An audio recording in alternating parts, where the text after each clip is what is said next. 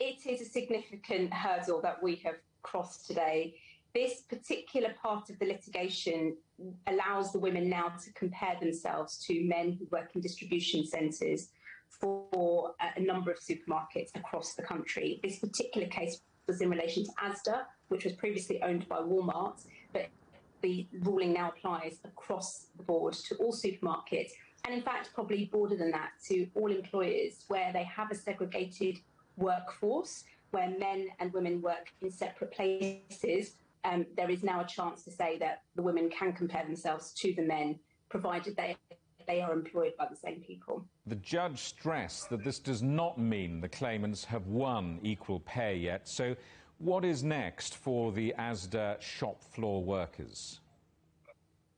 So when we bring an equal value claim, there are three parts to the litigation. The first is comparing, which we have now put to bed, and that is now sorted. The second is assessing the jobs. So we will ask the tribunal to look at the jobs of the women and compare them to the jobs of the men to see that they are, in fact, the same demands and they're just as demanding.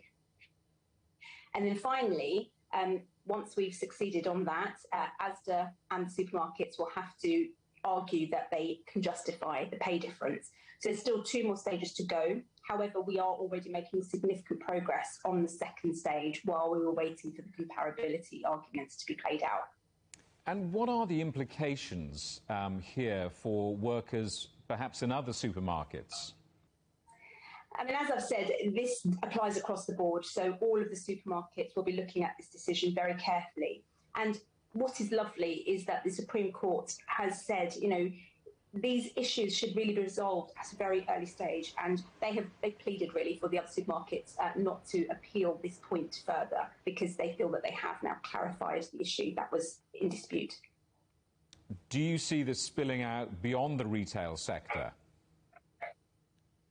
I mean, I think in any industry where there is a segregated workforce, where men work in one area and women work in another, historically there have been numerous types of areas such as cleaning, cooking, catering, clerical work.